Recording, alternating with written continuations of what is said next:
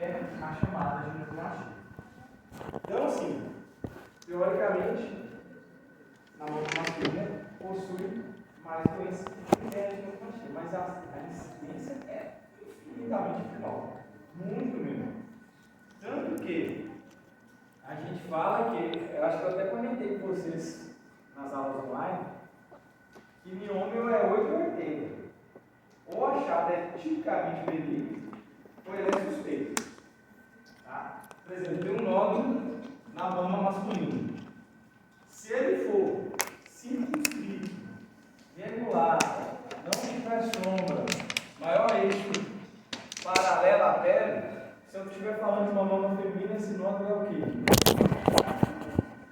Provavelmente benigno. Tá? Na verdade, nesse caso, o Pirrates 3, a gente tem que acompanhar. Porque nódulo sólido, mesmo que a probabilidade de ser um fibroadenoma é muito grande, a gente só pode gravar ou com biópsia, que a gente não vai fazer nesse caso, porque não é suspeito, ou quando a gente faz o controle por 2 anos, e aí se não mudar a forma ou crescer, aí o Pirrates cai, dá um downgrade que a gente fala, para um Pirrates 2, tá? Boa noite, e aí é o seguinte, no homem esse mesmo nódulo não é Pirrates 3, é Pirrates 4. Tá? Então, nódulo na mama masculina é suspeito até se pode contar. A não ser que seja um linfoma, tipicamente um linfoma. Aí não é suspeito, aí você já achar tipicamente benigno. Tá? A ginecomastia é de longe a principal causa que a gente faz exame em mama masculina. Então, é a principal doença da mama masculina, a ginecomastia. O que é a ginecomastia? É, igual eu falei com vocês, um aumento não neoplásico, não, proliferação fibroglandular, né? Ou ductal, mesenquimal, pode ter lóbulos, pode até ter ácidos que são raros. A mama masculina não tem tecido fibroglandular. Tá? Isso, a gente vê a mama masculina só pele subcutânea e o músculo peitoral. Não vê o tecido. Tá? E a gente tem também a chamada pseudoginecomastia ou linfomastia. O que é isso? É um aumento só gorduroso. Tá? Quando a mama ela desenvolve sem ter tecido fibroglandular, ou seja, com acúmulo de gordura, isso é chamado de pseudoginecomastia ou linfomastia, porque, na verdade, não houve uma proliferação de tecido fibroglandular. Na verdade, houve excesso ou depósito de gordura. Então, olha essas mamografias aí da mama masculina. Ah, Renato, pode fazer mamografia? Pode. E muitas vezes deve. Qual é a principal diferença que vocês estão vendo aí da mama masculina para aquelas mamografias que eu mostrava para vocês da mama feminina?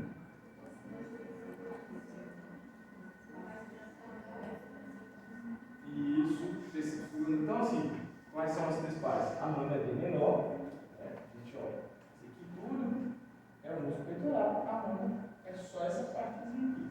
Ou seja, a mama é menor, o músculo peitoral geralmente ele é mais hipertrófico, né? E a gente repara o seguinte, vou mostrar aqui para vocês. Esse lado, a gente tem o quê? Tecido fibroglandular. Esse lado, subcutâneo, gordura, vocês vão entrar na cabeça. Isso é básico do raio-x da tomografia, gordura fica escuro. A densidade é escura.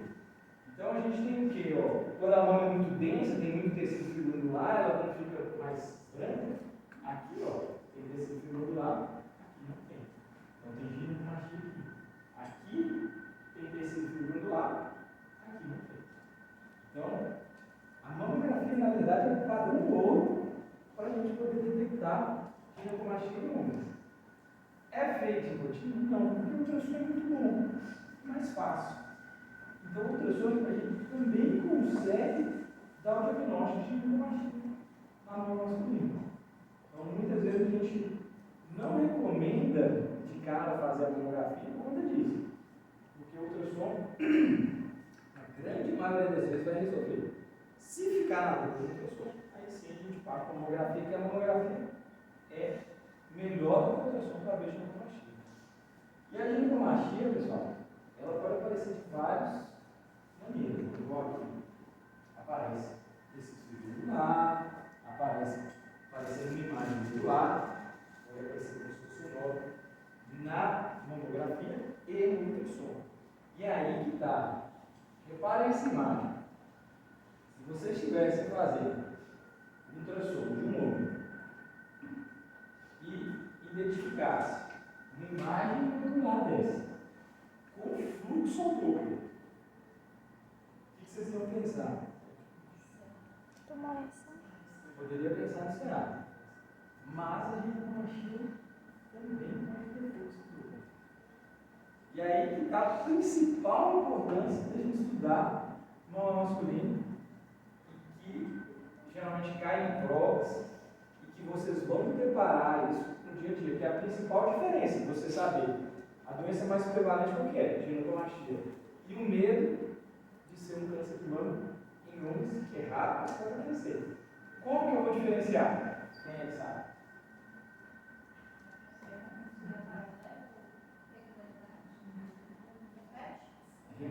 A falar, como que eu vou diferenciar a ginecomastia de um nódulo verdadeiro, um câncer, um nódulo, um câncer de mama? Então,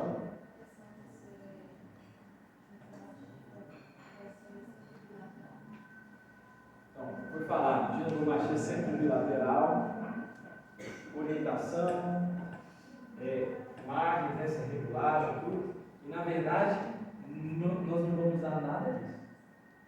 Nada disso. Por quê? Lembra que eu falei para vocês que um nódulo circunscrito regular no homem é o quê?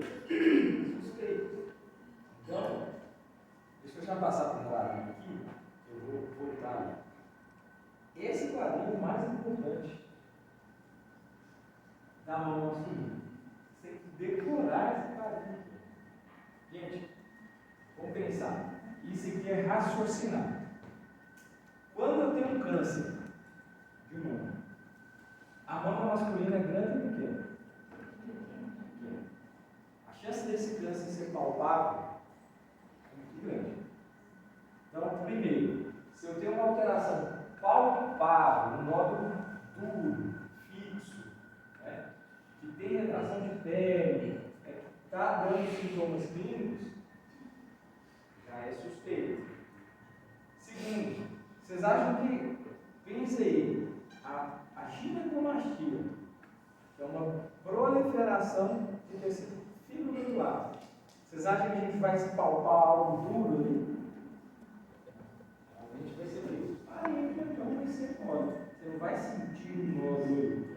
Tá? Segundo, ginecomastia. Vocês acham que tem a mama?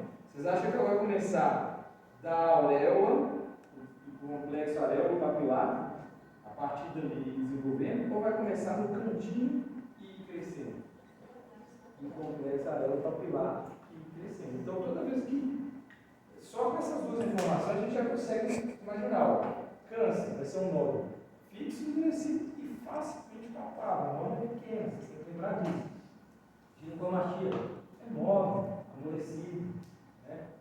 É um tecido, então você não vai sentir um nódulo. O câncer, ele pode ser central no complexo areolo papilar, mas toda vez que eu tiver um nódulo excêntrico em relação ao complexo areolo papilar, ou seja, eu tenho um nódulo que está muito longe do complexo areolo papilar, da papila. Então eu não vou pensar que nenhuma ginecomastia que começou lá na periferia. Vou pensar que é um nódulo verdadeiro. Então, ginecomastia, sempre, vou falar sempre na medicina, mas a grande maioria das vezes é central e subareolar. É central ao complexo areolo papilar. No câncer, mama pequena, mama masculina pequena, alterações cutâneas são muito comuns. Tá?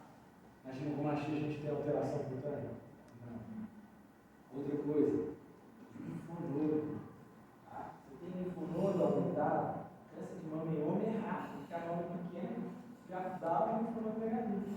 você achar um linfonodo, chance maior de ser câncer de mama. Linfonodo normal, ele provavelmente, né, deve ser um ginecomastia.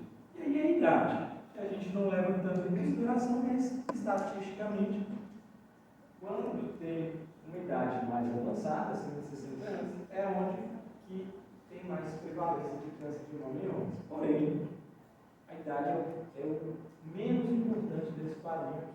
Tá? A ginecomastia é mais frequente abaixo de 40 anos, mas em idosos também, por vários motivos, medicamentos, cirrose, pode dar ginecomastia. Tá? Deixa eu mostrar aqui para vocês. Tem várias causas de ginecomastia. Várias causas. Quando vocês estão diante de uma ginecomastia, vocês têm que perguntar se está fazendo uso de algum hormônio exógeno, se está fazendo uso de alguns medicamentos, porque alguns fármacos podem levar a desenvolvimento, né, de tecido fibromuscular, de alterações hormonais. Se está usando drogas ilícitas, se tem alguma doença endócrina, a própria cirrose, como eu comentei com vocês, pode dar ginecomastia, e em alguns casos pode ser idiopática. Então, é uma lista muito grande de possibilidades de ginecomastia, mas nós temos que tentar triar, porque o tratamento muitas vezes vai ser identificar a causa de ter, tirar, né? Ou só doença tratar. Não, a reposição hormonal geralmente é ginecomastia. A reposição hormonal, como tem um desequilíbrio hormonal muito grande, e às vezes você pode ter uma concentração maior de, por exemplo, homem que vai tomar testosterona, muitas vezes é convertido em hormônio feminino, né? Periféricos, cestos periféricos, e pode aumentar também a concentração de estrógeno. Isso leva a desenvolvimento. Tá? Existe até alguns hormônios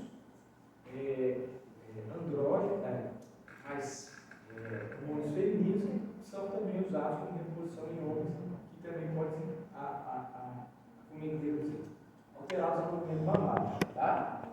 E aí, a pseudoginecomastia, que você comentou, Isabel, ela na verdade está associada também com pacientes que têm grau de obesidade, mas pode ser também paciente que não tem obesidade, mas houve uma cultura do seio. Tá? E aí eu vou falar para vocês questão de tratamento e impacto psicológico disso também. A ginecomastia verdadeira, ela é classificada em 3 tipos. A nodular, que eu falei para vocês, pode ser nodular. Vou explicar para vocês a dendrítica e a difusa, mas eu gosto de explicar assim. Primeiro, a pseudoginecomastia é um aumento principal de gordura. Esses aqui são vasos, tá? Então a gente não vê tecido na pseudoginecomastia. Qual é o tratamento da pseudoginecomastia? Perda de peso e estético. Às vezes cirurgia ou líquido. Tá? Pode-se fazer líquido também na pseudoginecomastia. Pode ter o padrão nodular que eu comentei com vocês, que simula o nódulo. Olha aqui, ó. Ginecomastia central. Se eu tiver esse mesmo nódulozinho aqui, eu não vou pensar em ginecomastia. Eu vou pensar que é um nódulo verdadeiro. Tá? Eu vou palpar aqui. Tá mole, tá móvel. Mas não vou pensar em nódulo. Tá? O padrão dendrítico, até o próprio nome fala, parece uns olhos dendrócitos, aquele padrão ramificado. Então a gente vai ver ali central, sempre a gente tem o começo central e que tem algumas ramificações. E o padrão difuso é a mão inteira. É praticamente a mão inteira. Aqui parece muito um padrão feminino de mão. Tá? Então, 3 padrões. Difuso, o dendrítico, que é ramificado, e o nodulado. Tá? Esse aqui eu falei. Olha lá. Então, no ultrassom, padrão nodulado. pode simular nódulo verdadeiro.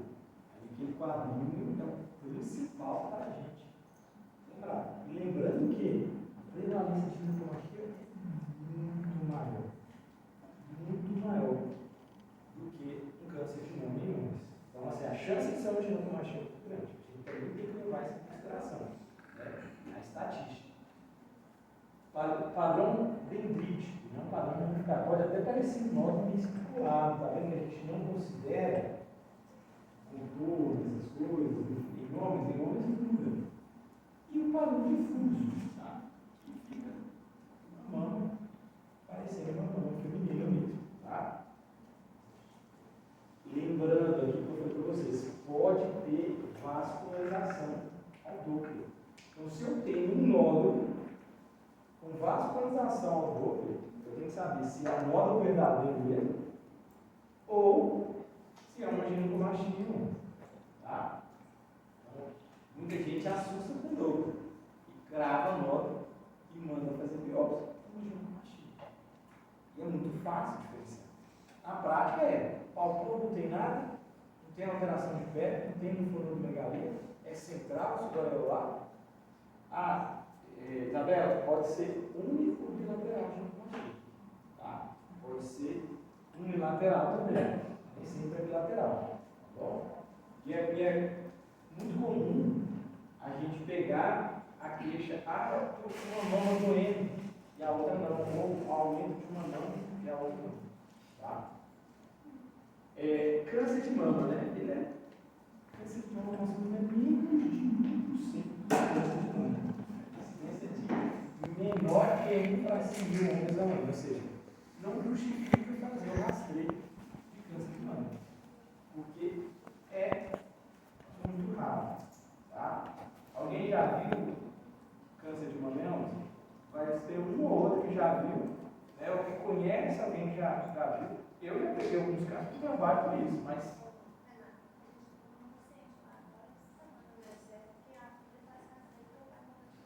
tá vendo?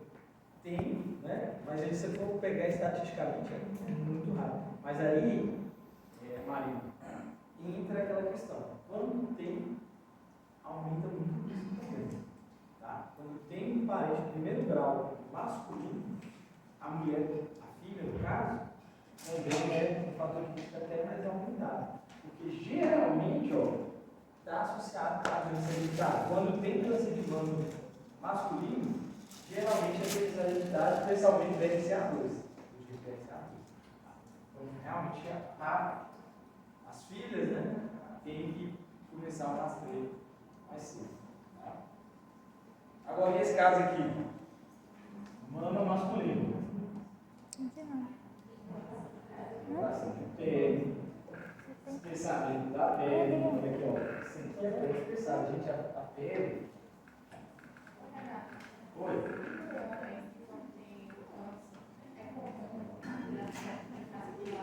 Também, mesma coisa.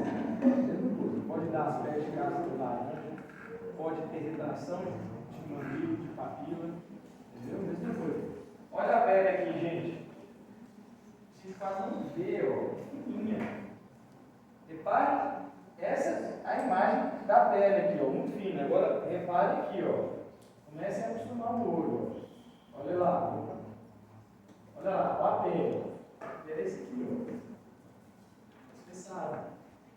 O mamilo está invertido, a pele está retraída. Se eu palpar ali, vai ser duro. Tá? Vai ser duro. Muito provável vai ter um linfonodomegalia.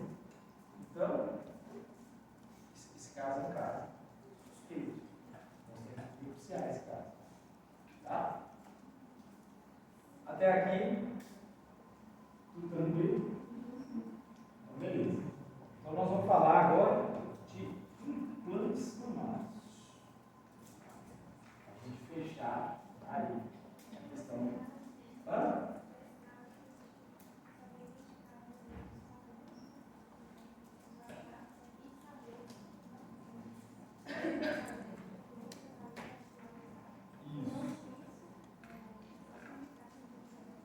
O mais importante em mama masculina é isso: é saber diferenciar ginecomastia de câncer. E lembrando que nódulo em homens é sempre raiz 4. Até que se prova o contrário, a não ser que for um nódulo tipicamente benigno, como eu falei para vocês. É difícil a gente ter uma alteração de raiz 3 em homens. Tá? Existe. Mas isso é mais raro. Ou é benigno ou é suspeito. Porque não é comum, né, a gente ter essas alterações na mama masculina.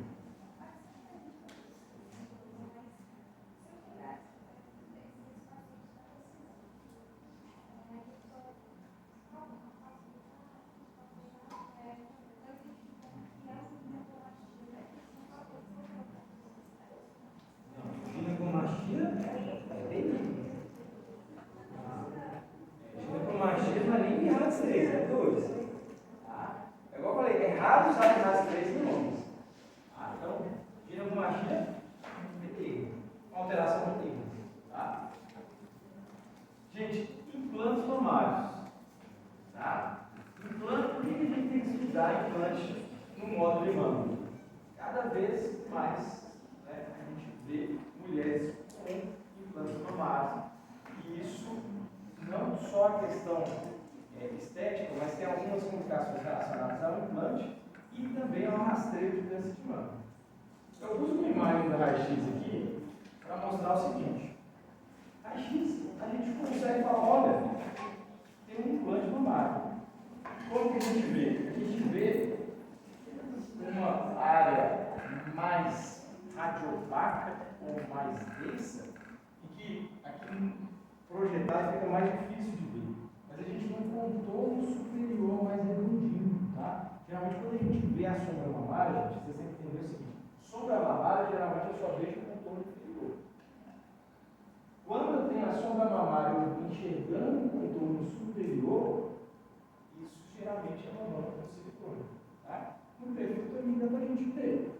É uma mama mais homogênea e densa. Tá? Mas você vai falar assim, ah, Renato, então a X, eu vou conseguir avaliar o silicone? Não, de jeito nenhum. Você vai conseguir falar, olha, tem silicone. Tem prova. A gente, no laudo, assim, prótese mamárias e laterais. Não vou falar nenhuma característica do implante. Tá? Só pus essa imagem na X só para falar, olha, dá para ver. Tá? E muitas vezes, quando tem um câncer de mama, e às vezes coloca, faz uma mastectomia e coloca um expansor, vocês devem ter visto isso no auditório. Pode simular uma lesão, porque na outra não vai ter um expansor. Então fica como se fosse uma mama com um silicone e a outra sem. Né? Porque para reconstruir, eles colocam o expansor e vai aumentando. E aí vai. Imagina que aqui está tudo preto e aqui tem essa lesão branca. Ah, eu não consigo já ter câncer de mama, será que seria uma cometimento de pulmão? Não. Tem que, obviamente, história e saber identificar no raio-x. Mas de longe, gente, os principais exames que a gente vai fazer na radiologia para avaliar os implantes é o ultrassom e principalmente a ressonância. A ressonância aqui entra no padrão único, porém entra aquela questão também. Por ser menos acessível e mais caro, muitas vezes a gente usa o ultrassom com mais frequência e primeiro. Tá? E aqui é o seguinte, gente, ó, existem vários tipos de posição do implante.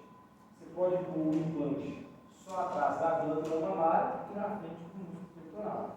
Você pode pôr o implante subfacial, que é isso, atrás da glândula mamária e atrás da face e na frente do músculo.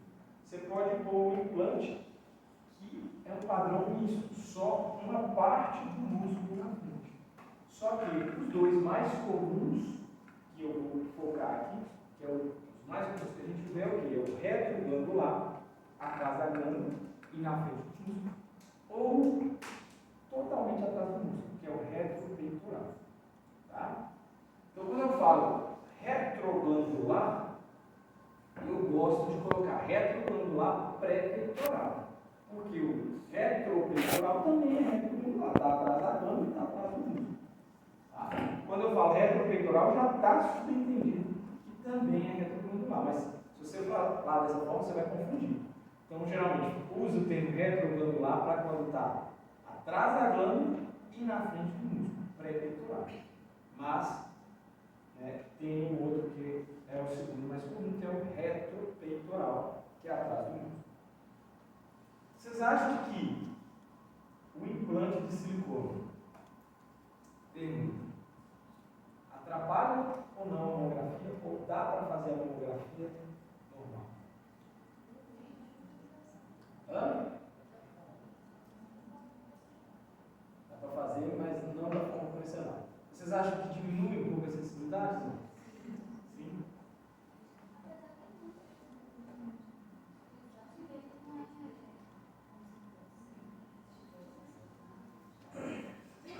Então, eu vou explicar para vocês agora.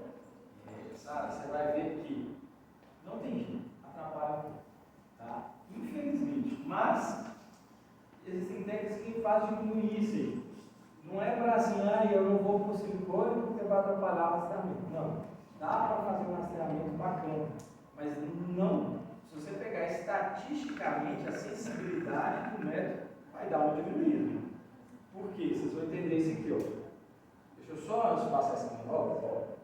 Aqui é a crânio caudal normal do silicone. Você só vê a bola do silicone e o parênquima tudo espremido aqui, ó. O parênquima fica tudo empurrado. Porque você tem uma estrutura, um corpo estranho, que está empurrando o parênquima mamário. E o que eu tenho que fazer muitas vezes na mamografia? Não é comprimir para espalhar o tecido. Quando eu tenho uma simetria, o que a gente faz? Comprime para ver se abre. Ali já está empurrando o tecido todo. Se tiver um nódulozinho pequeno aqui comprimido, como é que eu vou identificar? Fica mais difícil. Mas, porém, existe uma técnica que chama manobra de Egglund. Tem gente que fala Egglund. Eu aprendi para Egglund. A manobra de Egglund consiste numa manobra que a técnica vai cuidadosamente empurrando o implante para trás, com os 4 dedos em cima. Eu falo a técnica, geralmente quem faz essa manobra é a técnica de oncologia. E aí ela vai empurrando o implante com os 4 dedos em cima e com o dedão embaixo. Na hora que ela empurra, ela já segura o tecido circular e puxa ele, incomoda. E aí na mesma hora que puxa, desce a bandeja e trava. Dessa forma, ela deslocou o implante para trás e puxou a mão para frente. Na hora que comprimiu, a gente tem a mesma mama no silicone, tirando o silicone, ou tirando parte do silicone, ou como é que a gente consegue ver o parênquima melhor. Tá? Então, a manobra de Egglund é obrigatória no implante de silicone. Não existe fazer mamografia em pacientes com prótese sem a manobra de Egglund. Se vocês pegarem o PSF, paciente com silicone, que não foi feita a manobra de Egglund, tem que estar escrito lá, Egglund não foi bem feito. Porque olha a diferença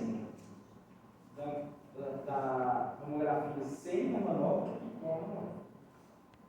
Sem a manobra, a mamografia praticamente vai perder muito valor. Então essa manobra realmente ela é fundamental. Nas próteses retropeitorais, isso atrapalha bem menos. Porque na prótese retropeitoral, ela fica atrás do músculo. Então a glândula ela fica mais livre, ela não fica tão comprimida. Nas próteses retroglandulares e pré-peitorais, atrapalha mais. Tá? Então a manobra de Egglund é obrigatória nas duas incidências, que está na crânio caudal, mas ela é obrigatória também na média lateral oblíqua. O certo é fazer nas duas incidências. Tá? E aí, eu vou conversar com vocês aqui sobre a principal complicação dos implantes mamários, que é a rotura. Tá? Gente, o que vocês acham que é a causa mais frequente de rotura?